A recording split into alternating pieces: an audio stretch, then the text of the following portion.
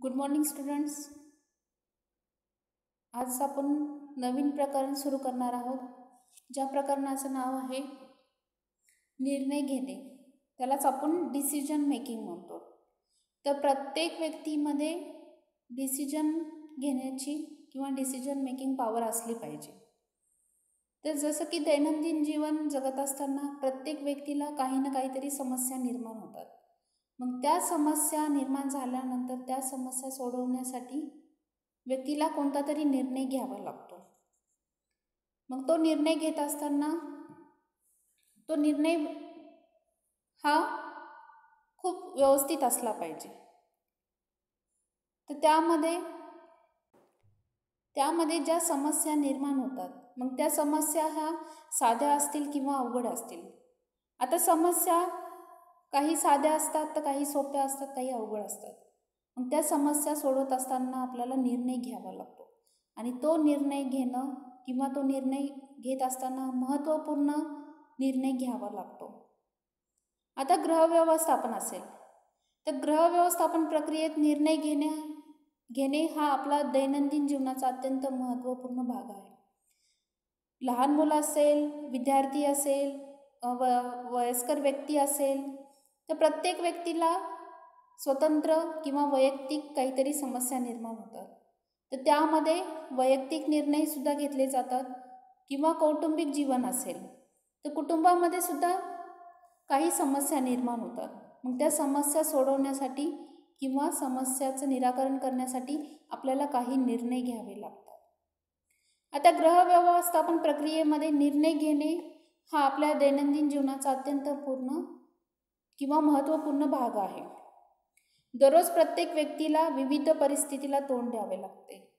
आता दररोज म्हणजे दैनंदिन जीवनात प्रत्येक व्यक्तीला प्रत्येक परिस्थितीला तोंड द्यावं लागतं. काही समस्या साध्या अल्पकालीन असल्या तरीही निर्णय सहजतेने घेऊन त्या सोडविल्या जातात. तर काही समस्या साध्या अल्पकालीन असतात आणि त्यासाठी काय करावं लागतो, जो निर्णय घेतो तो निर्णय सहजतेपणे घेता आला पाहिजे किंवा त्यावरती तो निर्णय किंवा ती समस्या त्या सहजपणे सोडवता आली पाहिजे.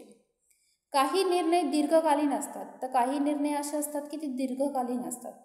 म्हणजे जे वैयक्तिक उद्दिष्ट असतील, कौटुंबिक उद्दिष्ट जोपर्यंत ते प्राप्त होत नाहीत तोपर्यंत आपल्याला म्हणजे दीर्घकाळ खूप वेळ लागतो. आणि त्यासाठी आपल्याला जे निर्णय असतात ते निर्णय काय असतात की दीर्घकालीन निर्णय असतात, ज्यामुळे आयुष्याला दिशा मिळू शकते. आता दीर्घकालीन निर्णयामुळे काय होतं की आयुष्याला दिशा मिळते. जसं की उदाहरण दिलेलं आहे, लग्न असेल, करिअर असेल, घर विकत घेणे इत्यादी. आता लग्न असेल तर मुलामुलींचं लग्न करत असताना तो आयुष्याचा प्रश्न असतो, दोघांच्या आयुष्याचा प्रश्न असतो. मग त्यामुळे तो जो निर्णय घ्यायचा आहे तो निर्णय हा त्या दोघांना तसेच त्यांच्यासोबत घरच्यांना सुद्धा घ्यायचा असतो. मग तो दीर्घकालीन निर्णय असतो, म्हणजे की आयुष्यभराचा प्रश्न असतो, दोघांना सोबत राहायचं असतं. त्यासाठी जो निर्णय घ्यावा लागतो तो निर्णय हा महत्त्वपूर्ण असला पाहिजे. लग्न करणं हा खूप अवघड म्हणजे सर्वांसाठी अवघड प्रक्रिया आहे आणि ती पूर्ण करत असताना आपल्याला काही महत्त्वपूर्ण निर्णय घ्यावे लागतात. जसे की मुलींच्या बाबतीत असेल, मुलींना लग्नानंतर शिकू देणं किंवा नोकरी करू देणं हा जो निर्णय आहे तो लग्नाच्या आधीच केला जातो किंवा घेतला जातो. तर हा निर्णय मान्य असेल तरच आपण लग्नाला तयार होतो. तसेच करिअरच्या बाबतीत असेल, करिअर कशात करायचे, विद्यार्थ्यांच्या बाबतीत असेल तर करिअर कशात करायचे, त्यासाठी आपल्याला काय करावे, कष्ट कोणते करावे लागणार, किंवा पैसा कसा कमवावा लागणार, या सगळ्या गोष्टीचा निर्णय आपल्याला घ्यावा लागतो. तसेच घर विकत घेणे. आता घर विकत घ्यायचा निर्णय जर आपण घेतला, तो निर्णय घेत असताना आपल्याला सगळ्या गोष्टीचा विचार करावा लागतो. म्हणजे जसं की आपल्याकडे बजेट किती आहे, पैसा किती आहे, घरात व्यक्ती किती आहेत, तसेच घराची अत्यंत आवश्यकता आहे किंवा नाही, या गोष्टीचा निर्णय घ्यावा लागतो, विचार करावा लागतो. संपूर्ण निर्णय महत्त्वपूर्ण असतात आणि त्याचा व्यक्तीच्या जीवनावर अत्याधिक परिणाम होतो. म्हणजे लग्न असेल, करिअर असेल किंवा घर घ्यायचं असेल, तर याचा जो निर्णय आहे, महत्त्वपूर्ण जो निर्णय आपण घेणार आहोत, त्याचा व्यक्तीच्या जीवनावरती अत्याधिक परिणाम होतो. व्यवस्थापन प्रक्रिया ही निर्णय प्रक्रियेवर केंद्रित असते. आता व्यवस्थापन प्रक्रिया, होम मॅनेजमेंट करत असताना किंवा गृह व्यवस्थापन करत असताना निर्णय ही प्रक्रिया केंद्रित आहे. तसेच त्यानंतर आहे निर्णय प्रक्रियेचा अर्थ आणि व्याख्या. आता निर्णय प्रक्रिया म्हणजे डिसिजन म्हणजे काय, तसेच डिसिजन कशा पद्धतीने घेतला जातो किंवा त्याचा मिनिंग काय, अर्थ काय आहे बघूया. आता निर्णय घेणे हे व्यवस्थापनाचे अविभाज्य अंग आहे. मग ते व्यवस्थापन व्यवसायाचे असो, एखाद्या संस्थेचे असो, एखाद्या प्रसंगाचे असो किंवा घर बांधायचे असो, निर्णय नेहमीच ध्येयाला मनामध्ये ठेवून साध्य केले जातात. आता निर्णय घेणे व्यवस्थापनाचा अविभाज्य घटक आहे. मग ते व्यवस्थापन हे घराचं व्यवस्थापन असेल किंवा व्यवसायाचं व्यवस्थापन असेल किंवा एखादी संस्था असेल, त्या संस्थेचं व्यवस्थापन करायचं असेल तर त्यासाठी निर्णय किंवा महत्त्वपूर्ण निर्णय घ्यावा लागतो.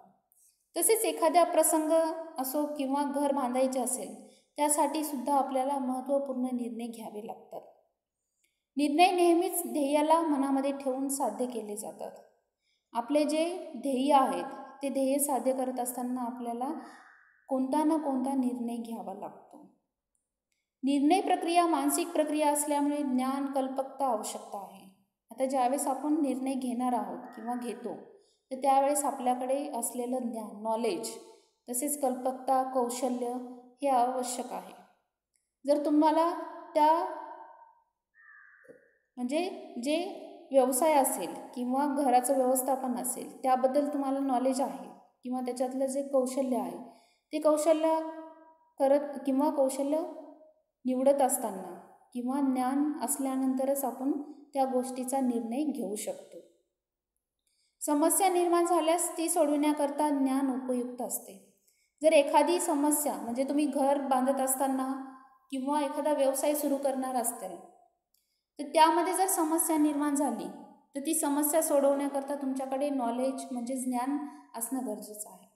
जर तुमच्याकडे त्या गोष्टीचं नॉलेज असेल तर तुम्ही ती समस्या लवकर हाताळू शकता किंवा ती समस्या लवकरच दूर करू शकता.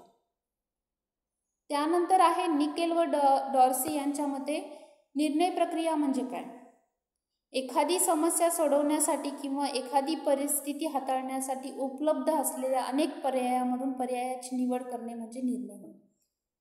आता एखादी समस्या असेल किंवा एखादी परिस्थिती असेल तर ती परिस्थिती हाताळण्यासाठी तुमच्याकडे पर्याय भरपूर आहेत, पण त्या पर्यायामधून म्हणजे जे अनेक पर्याय तुमच्या समोर आहेत त्या पर्यायामधून एक चांगला पर्याय किंवा तुम्हाला जो योग्य वाटतो तो पर्याय निवडणं म्हणजेच निर्णय घेणं. तर यालाच डॉर्सीच्या मते निर्णय प्रक्रिया असं म्हटलं आहे. त्यानंतर आहे लिमये यांच्या मते डिसिजन मेकिंग किंवा निर्णय प्रक्रिया म्हणजे काय. समस्या सोडवण्यासाठी किंवा ध्येय प्राप्तीसाठी वेगवेगळे पर्याय आणि क्रिया विचारात घेतल्या जातात. निर्णय घेणे म्हणजे असे पर्याय आणि अशा क्रियामधील एक पर्याय निवडणे किंवा त्यामधील कोणत्याही पर्यायाची किंवा क्रियेची निवड न करणे. आता जसं डॉर्सीच्या मते की ज्या समस्या निर्माण होतात आणि त्या समस्या निर्माण झाल्यानंतर किंवा होत असताना आपल्यासमोर अनेक पर्याय असतात आणि त्या अनेक पर्यायातला एक योग्य पर्याय निवडून ती समस्या दूर करणं म्हणजेच निर्णय घेणं. तसेच लिमये यांच्या मते समस्या सोडवण्यासाठी किंवा जे ध्येय आहे ते ध्येय साध्य करण्यासाठी वेगवेगळे पर्याय किंवा क्रिया विचारात घेतल्या जातात. निर्णय घेणे म्हणजे असा पर्याय आणि अशा क्रिया मधील एक पर्याय निवडणे किंवा त्यामधील कोणत्याही पर्यायाची किंवा क्रियेची निवड न करणे. तर ज्यावेळेस जी समस्या निर्माण होते ती समस्या सोडवण्यासाठी योग्य पर्याय निवडणं किंवा त्यामधील कोणत्याही पर्यायाची किंवा क्रियेची निवड न करणं म्हणजे निर्णय घेणे. काही पर्याय असे असतात की ते किंवा क्रिया अशा असतात की आपण त्या क्रिया निवडू शकत नाहीत किंवा त्या क्रियेचं निराकरण करू शकत नाही. निर्णय हे कमी किंवा जास्त महत्त्वपूर्ण असो, परंतु त्याची व्यक्तीच्या जीवनात महत्त्वपूर्ण भूमिका असते. आता निर्णय हे कमी किंवा जास्त महत्त्वपूर्ण, काही निर्णय असे असतात त्याला जास्त महत्त्व नसतं, पण काही निर्णय असे असतात की त्याला खूप महत्त्व दिलं जातं. जसं लग्नाचा निर्णय असेल, तसेच नोकरीच्या बाबतीत असेल किंवा घर घेण्याच्या बाबतीत असेल, ते हे सगळे निर्णय महत्त्वपूर्ण निर्णय असतात. त्यामुळे ते म्हटले की निर्णय हे कमी किंवा जास्त महत्त्वपूर्ण असो, परंतु त्याची व्यक्तीच्या जीवनात महत्त्वपूर्ण भूमिका असते. ते निर्णय व्यक्तीला ध्येयप्राप्तीसाठी किंवा ध्येयप्राप्तीच्या प्रक्रियेत व्यक्तीचे राहणीमान ठरवतात. आता ज्यावेळेस आपले ध्येय असतील, ते ध्येय प्राप्त करत असताना किंवा ध्येयप्राप्तीसाठी किंवा ध्येयप्राप्तीच्या ज्या आपण प्रक्रियेतून जात असतो, त्या प्रक्रियेतून जात असताना व्यक्तीचं राहणीमान त्यावरून ठरवलं जातं. अशा प्रकारे जीवनाची गुणवत्ता व्यक्तीने घेतलेल्या निर्णयाच्या प्रकारावरून आणि ते किती प्रमाणात अचूक ठरतात यावर अवलंबून असते. आता विद्यार्थ्यांच्या बाबतीत सांगायचं तर, विद्यार्थ्यांनी जर 10वीला असतानाच निर्णय घेतला की मला 11वीला आणि 12वीला काय करायचे आणि त्यासाठी मला मार्क्स किती पाहिजेत, अभ्यास किती पाहिजे, नॉलेज किती पाहिजे, ह्या गोष्टीचा विचार केल्यानंतर त्याला तो निर्णय घ्यावा लागतो की मला ह्या गोष्टीसाठी मेहनत घ्यावी लागणार, कष्ट घ्यावे लागणार, त्यासाठी वेळ द्यावा लागणार. तर हा ज्यावेळेस तो निर्णय घेतो विद्यार्थी, त्यावेळेस त्याचे जे ध्येय आहे ते ध्येय चांगल्या पद्धतीने प्राप्त होऊ शकते. त्यानंतर आहे निर्णय प्रक्रियेच्या पायऱ्या. आता निर्णय प्रक्रियेच्या पायऱ्या कोणकोणत्या आहेत? निर्णय प्रक्रियेमध्ये काही पायऱ्यांचा समावेश आहे. निर्णय प्रक्रिया ही केवळ घर चालवण्यासाठी उपयुक्त नसून संघटना, संस्था, क्लब, व्यवसाय, राज्य किंवा देश चालविण्याकरता सुद्धा उपयुक्त आहे.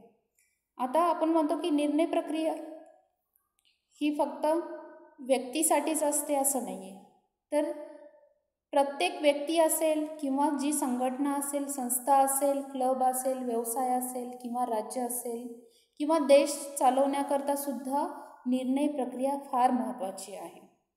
जर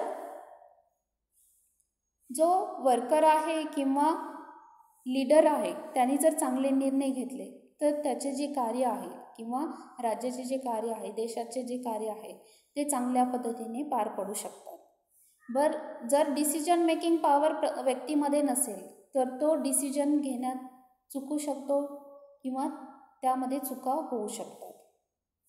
या संघटनेमध्ये उच्च पदावर असलेल्या, आता जसं की राज्य असेल किंवा देश चालवण्यासाठी ज्या किंवा देश चालवला जातो त्यामध्ये जे किंवा ज्या उच्च संघटना असतात, आता उच्च संघटनेमध्ये उच्च पदावर असलेल्या व्यक्तीला एक चांगला निर्णय घेणारी व्यक्ती असावी लागते. राज्य चालवायचं असेल, देश चालवायचा असेल तर त्यासाठी चांगला निर्णय घेणारा एक व्यक्ती असावा लागतो, तरच देश किंवा राज्य चांगल्या पद्धतीने चालू शकतं. नाहीतर कार्य सुरळीत चालणार नाही. म्हणजे जे कार्य देशाचं, राज्याचं जे कार्य आहे ते जर सुरळीत पार पाडायचं असेल तर त्यासाठी डिसिजन मेकिंग पॉवर असलेला व्यक्ती निवडावा लागतो. निर्णय प्रक्रियेमध्ये काही विशिष्ट अशा गतिविधी समाविष्ट आहेत. आता निर्णय प्रक्रियेमध्ये काही विशिष्ट गतिविधी समाविष्ट आहेत, त्यांना निर्णय प्रक्रियेच्या पायऱ्या म्हटल्या गेल्या आहेत. आता गतिविधी समाविष्ट आहेत म्हणजे की निर्णय प्रक्रिया करत असताना विशिष्ट कार्य केले जातात, विशिष्ट कार्य होतात आणि त्यामध्ये गतिविधी समाविष्ट असते आणि त्यांना निर्णय प्रक्रियेच्या पायऱ्या असं म्हटलं आहे. ज्या पुढील प्रमाणे आहेत. आता कोणत्या पायऱ्या आहेत त्या बघूया. निर्णय प्रक्रियेच्या पायऱ्या, त्यामध्ये पहिली पायरी आहे समस्या ओळखणे, समस्या समजून घेणे. नंतर दुसरी पायरी आहे पायऱ्यांची यादी करणे. तसेच तिसरी आहे पायऱ्यांचे विश्लेषण करणे. चौथी योग्य पर्यायाची निवड करणे आणि पाचवी म्हणजे परिणामांचा स्वीकार करणे. आता त्यामध्ये आपण बघूयात समस्या ओळखणे आणि समजून घेणे. समस्या ओळखणे आणि समस्या समजून घेणे यामध्ये बघा, समस्येला ओळखण्यापासून निर्णय प्रक्रिया सुरू होते. आता ज्यावेळेस समस्या ओळखली जाते की आपल्याकडे कोणती समस्या आहे तर त्यापासून काय होतं की त्यामधून आपण निर्णय प्रक्रिया सुरू करतो. जेव्हा व्यक्तीला समस्येचे आकलन होते तेव्हा योग्य उपाय शोधण्यासाठी विचार करू लागतात. ज्यावेळेस प्रत्येक व्यक्तीला की आपल्यामध्ये काय समस्या आहे किंवा आपले जे ध्येय साध्य करायचे ते ध्येय साध्य करत असताना कोणत्या समस्या येऊ शकतात याचं ज्यावेळेस आकलन होतं, त्या आकलन झाल्यानंतर ज्यावेळेस आपण विचार करू लागतो त्यातून काय होतं की आपण निर्णय घेण्यास तयार होतो. याचाच अर्थ समस्येबरोबर निर्णय प्रक्रिया सुरू होते. समस्या स्पष्टपणे ओळखणे आणि ती नीट समजून घेणे आवश्यक आहे. जर समस्या बरोबर ओळखली नाही तर परिणामकारक निर्णय प्रक्रिया होऊ शकणार नाही. जर तुम्ही समस्या स्पष्टपणे ओळखणे आणि ती नीट समजून घेणे आवश्यक आहे आणि ती जर समस्या ओळखता नाही आली किंवा समजून घेता नाही आली तर तुमचे जे ध्येय आहे किंवा जे कार्य आहे ते कार्य करत असताना निर्णय प्रक्रिया व्यवस्थित होणार नाही. तर जसं की उदाहरण द्यायचं म्हटल्यानंतर जर घर बांधायचं असेल आणि ते घर बांधायचं असताना की आपल्याला कोणत्या समस्या येऊ शकतात, मग त्या जागेच्या असतील, पैशांच्या असतील, आणखी कोणत्या समस्या असतील, त्या समस्या ओळखता आल्या पाहिजेत आणि त्याच्यावरतून किंवा ती समस्या ओळखल्यानंतर समजून घेतल्यानंतर त्यातून काय निर्णय काढता आला पाहिजे किंवा काढता येईल हे लक्षात आलं पाहिजे. घर बांधायचं असेल तर तुम्हाला की समस्या काय येऊ शकतात, पैसे आहेत की नाही, जागा किती आहे, आपल्या घरात व्यक्ती किती आहेत, ह्या समस्या असतील तर त्यानुसार आपण काय करतो, पैसे असतील ते कमी असतील तर आपण छोटं घर बांधतो, ठीक आहे. किंवा जे आवश्यक आहे नुसतं घर बांधणं म्हणजे रूम काढणं, मग त्याच्यामध्ये बाकीच्या फर्निचरच्या डेकोरेशनच्या गोष्टी नंतर करणं, ते ह्या गोष्टी किंवा ह्या समस्या ओळखता आल्या पाहिजेत आणि त्यातून निर्णय घेता आले पाहिजेत. समस्या स्पष्टपणे समजावी याकरता गृहिणीने गृह व्यवस्थापक म्हणून कुटुंबातील सदस्यांबरोबर समस्येविषयी चर्चा करून तिच्या माहितीसह विश्लेषण करणे आवश्यक असते. आता जर गृहिणीच्या बाबतीत सांगायचं तर ज्यावेळेस गृहिणी गृह व्यवस्थापक करत असते किंवा गृह व्यवस्थापक म्हणून कुटुंबातील सदस्यांबरोबर समस्येविषयी चर्चा करून तिच्या माहितीसह विश्लेषण करणे आवश्यक असते. जर गृहिणीला एखादी समस्या निर्माण होत असेल आणि त्या समस्येवरती सोल्युशन काढायचं असेल, विश्लेषण करायचं असेल तर घरातील जे सदस्य आहेत त्या सदस्यांबरोबर चर्चा करून त्याच्यावरती ते निर्णय घेऊ शकते, त्यातून ती समस्या दूर करू शकते. समस्येच्या मुळापर्यंत जाणे जरुरीचे असते. जी समस्या आहे ती समस्या का निर्माण झाली, कशामुळे झाली आणि त्यावरती आपण काय निर्णय घेऊ शकतो, म्हणजे की त्या समस्येच्या मुळापर्यंत जाणं गरजेचं असतं. त्यामुळे समस्या का निर्माण झाली आणि समस्या मुळापर्यंत जाणे जरुरीचे असते. त्यामुळे समस्या का निर्माण झाली आणि व्यवस्थापनाचे कोणते घटक यामध्ये समाविष्ट आहेत हे समजून घेता येईल. आता यामध्ये समस्या का निर्माण झाली म्हणजे तुम्ही जे कार्य करणार आहात किंवा करत आहात त्यामध्ये काय समस्या निर्माण झाली आणि ती कशामुळे निर्माण झाली त्याच्या मुळापर्यंत जाणं गरजेचं असतं. तसेच व्यवस्थापनाचे कोणते घटक यामध्ये समाविष्ट आहेत ते पण समजणं गरजेचं असतं. विचार न करता घाईघाईने उपाय शोधला तर कदाचित तो उपाय चुकीचा होतो याची नंतर जाणीव होईल. आता घराच्याच बाबतीत घर बांधायचं असेल, तुम्ही डायरेक्ट निर्णय घेतला की बाकीच्या गोष्टीचा विचार न करता म्हणजे की जागेचा, पैशाचा किंवा घरातील व्यक्तीशी चर्चा न करता जर निर्णय घेतला तर पुढे जर समस्या निर्माण झाली तर ती समस्या सोडवता येणं अवघड जातं. त्यामुळे की जो आपण निर्णय घेणार आहोत ते निर्णय घेत असताना सगळ्या गोष्टीचा विचार करणं गरजेचं असतं. विचार न करता घाईघाईने उपाय शोधला तर कदाचित तो उपाय चुकीचा होतो याची नंतर जाणीव होईल. त्यामुळे नैराश्य येण्याची शक्यता असते. लग्नाच्या बाबतीत सुद्धा बघा की काही मुलं मुली विचार न करता म्हणजे पुढचा विचार न करता लग्नाचा निर्णय घेतात, लग्न करून टाकतात. त्यानंतर तो निर्णय हा चुकीचा वाटतो. त्यामुळे कोणताही निर्णय घ्यायचा असेल तो निर्णय महत्त्वपूर्ण निर्णय असला पाहिजे आणि त्यावरती विचार करता आला पाहिजे किंवा पुढे काय समस्या निर्माण होऊ शकते या गोष्टीचा विचार केला पाहिजे. विचार न करता घाईघाईने उपाय शोधला तर कदाचित तो उपाय चुकीचा होतो याची नंतर जाणीव होईल. त्यामुळे नैराश्य येण्याची शक्यता असते. तसेच वेळ, पैसा, शक्ती, साहित्य यासारख्या मानवीय आणि अमानवीय संसाधनाचा अपव्यय होऊ शकतो. आता यामध्ये वेळ असेल, पैसा असेल, शक्ती असेल, साहित्य असेल यासारख्या मानवीय आणि अमानवीय संसाधनाचा जर वापर केला तर तो वापर करत असताना तो वापर म्हणजे वेळ आहे तुमच्याकडे, वेळेचा सदुपयोग करणे, वेळेचा वापर करणे. तसेच पैसा असेल, त्या म्हणजे पैसा आहे, घर बांधायचं असेल, शिक्षण घ्यायचं असेल तर त्या पैशाचा पुरेपूर वापर करणं किंवा योग्य निर्णय घेणं गरजेचं असतं. तसेच पैसा खर्च करायचा असेल, शिक्षणावरती असेल किंवा घर बांधायचं असेल किंवा लग्नावरती पैसा खर्च करायचा आहे, त्यासाठी तुम्हाला महत्त्वपूर्ण निर्णय घेणं गरजेचं आहे. तर लग्नाच्या बाबतीत लग्नाचं उदाहरण द्यायचं तर लग्नामध्ये खूप खर्च केला जातो. मग तो खर्च चांगल्या गोष्टीसाठी करतोय की वाईट गोष्टीसाठी करतोय हे लक्षात आलं पाहिजे आणि त्याच्यातून निर्णय घेता आला पाहिजे. हे टाळण्यासाठी समस्या स्पष्टपणे ओळखणे आणि त्या संबंधित माहितीचे विश्लेषण करणे महत्त्वाचे असते. आता ह्या गोष्टी टाळण्यासाठी म्हणजे वेळ असेल, पैसा, शक्ती, साहित्य यासारख्या मानवीय व अमानवीय संसाधनाचा अपव्यय म्हणजे किंवा वायफळ खर्च होऊ नये किंवा त्याचा वाईट परिणाम होऊ नये हे टाळण्यासाठी काय केलं जातं, समस्या स्पष्टपणे ओळखता आलं पाहिजे किंवा त्या संबंधित माहितीचे विश्लेषण करणे म्हणजे चर्चा करणं गरजेचं असतं. येथे संबंधित माहिती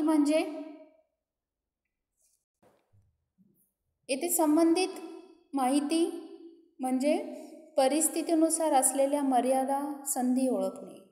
तसेच उदाहरण दिलेलं आहे की सर्वसाधारण समस्येला विद्यार्थ्यांना तोंड द्यावे लागते, ते म्हणजे 10वी नंतर अभ्यासक्रमाची निवड करणे. ही पायरी अत्यंत महत्त्वाची आहे कारण यामधून एखाद्या निर्णयाचा पाया रचला जातो.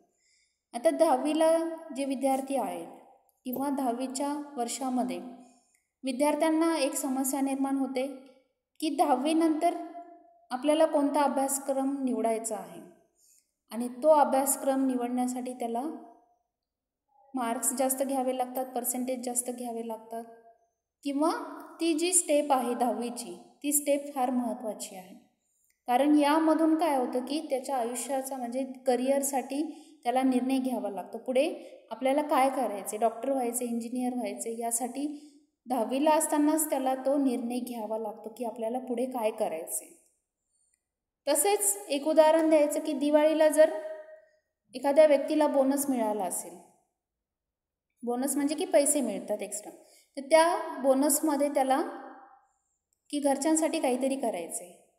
मग त्यामध्ये जर त्याला प्रत्येक मुलाला म्हणजे घरातील मुलांना कपडे घ्यायचे असतील तर ते कपडे घेण्यापेक्षा त्यांनी किंवा कपड्यांबरोबरच त्याला लक्षात आलं पाहिजे की कपड्यांपेक्षा बाकीच्या गोष्टी कोणत्या महत्त्वाच्या आहेत. मुलांचं शिक्षणासाठी खर्च करणे किंवा शिक्षणासाठी म्हणजे वह्या, पुस्तक किंवा आणखी शैक्षणिक साहित्य असेल त्यासाठी लागणारा खर्च.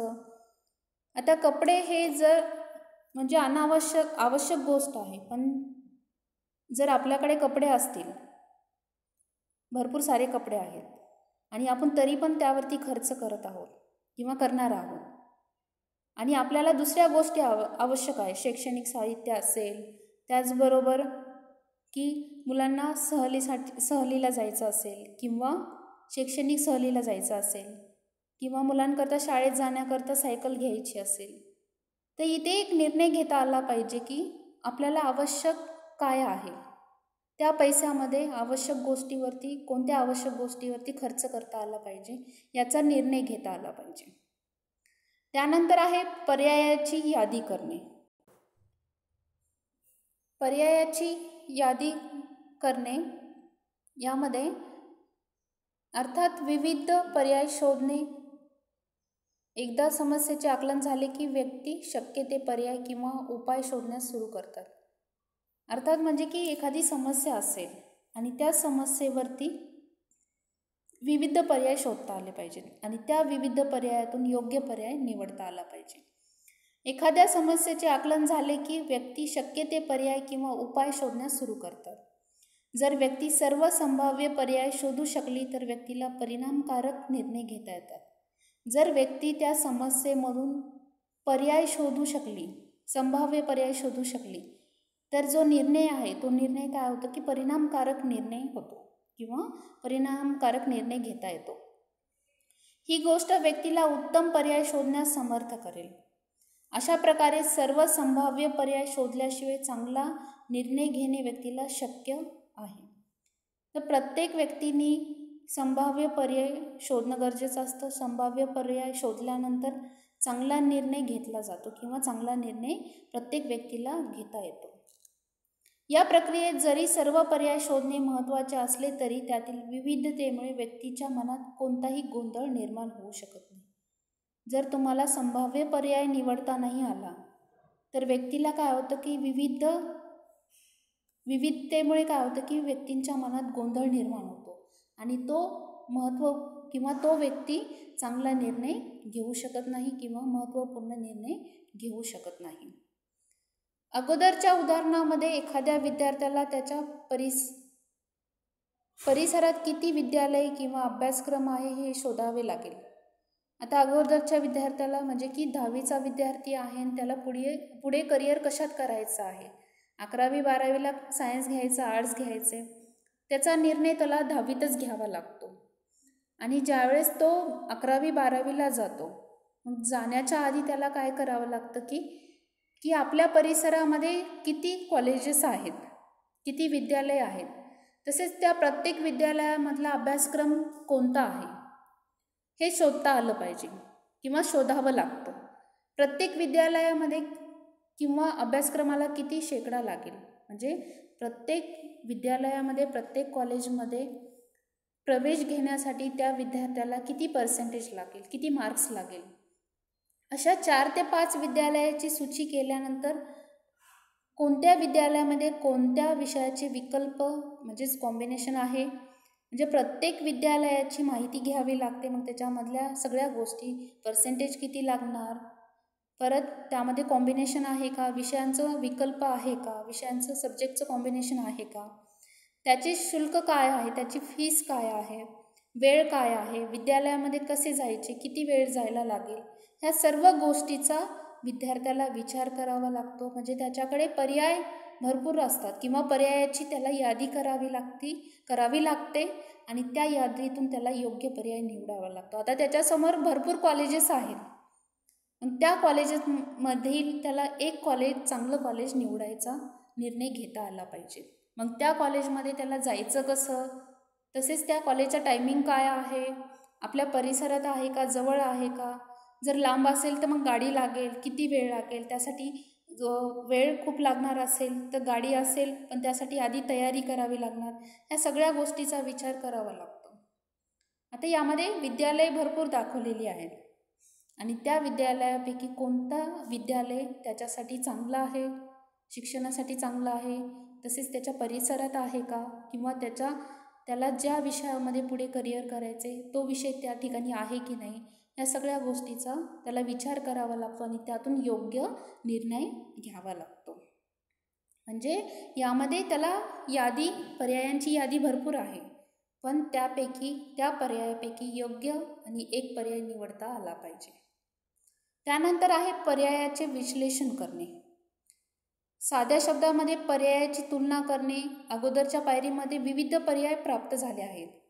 आता वरच्याच आपण पॉईंटमध्ये बघितलेलं आहे की पर्यायांची यादी, त्याच्यामध्ये विविध पर्याय प्राप्त झाले आहेत. विविध पर्यायाचे संक्षिप्त रूपामध्ये किंवा माहिती प्राप्त केल्यावर विश्लेषण केले जाते. म्हणजे त्या विषयाची किंवा त्या पर्यायाची डिटेलमध्ये संक्षिप्त रूपामध्ये माहिती काढल्या जाते किंवा त्याचं विश्लेषण, त्यावरती चर्चा केली जाते. पर्याय शोधल्यानंतर व्यक्ती प्रत्येक पर्यायाचे गुण व अवगुण याचा विचार करतो. जर आपण पर्याय शोधला आहे आणि त्या पर्यायामधले ॲडव्हान्टेजेस डिसॲडव्हान्टेजेस शोधता आले पाहिजेत, म्हणजे त्याच्यातले जे गुण आहेत किंवा अवगुण आहेत याचा विचार करणं गरजेचं असतं.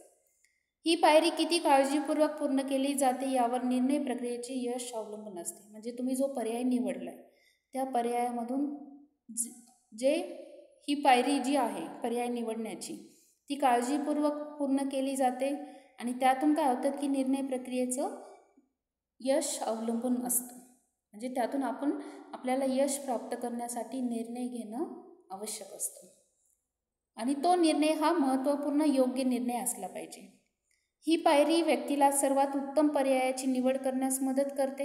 म्हणजे पर्यायाचं विश्लेषण केल्यामुळे काय होतं की आपल्याला सर्वोत्तम किंवा उच्च किंवा उत्तम निर्णय घेण्यास मदत होते. ही पायरी व्यक्तीला सर्वात उत्तम पर्यायाची निवड करण्यास मदत करते. वरील उदाहरणामध्ये एकदा काय विद्यार्थ्याने महाविद्यालय किंवा अभ्यासक्रम संबंधी माहिती एकत्रित केली, त्याबद्दल तो किंवा ती आपल्या मित्रांसोबत किंवा कुटुंबासोबत त्याची तुलना करतील. म्हणजे सर्व महाविद्यालयामधील सिलेबस किंवा सब्जेक्ट किंवा बाकीच्या सगळ्या गोष्टी एकत्रित केल्या, त्याच्यावरती माहिती केली, म्हणजे विश्लेषण केलं, चर्चा केली आणि ती चर्चा ही कुटुंबासोबत किंवा मित्रांसोबत केल्यानंतर किंवा कुटुंबासोबत त्याची तुलना केली जाते किंवा मित्रांसोबत त्याची तुलना केली जाते.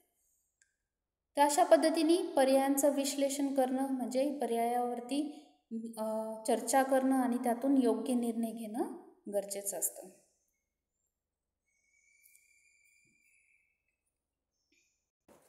त्यानंतर आहे योग्य पर्यायाची निवड करणं. हा पॉईंट आपण नेक्स्ट लेक्चरमध्ये बघूया. थँक्यू.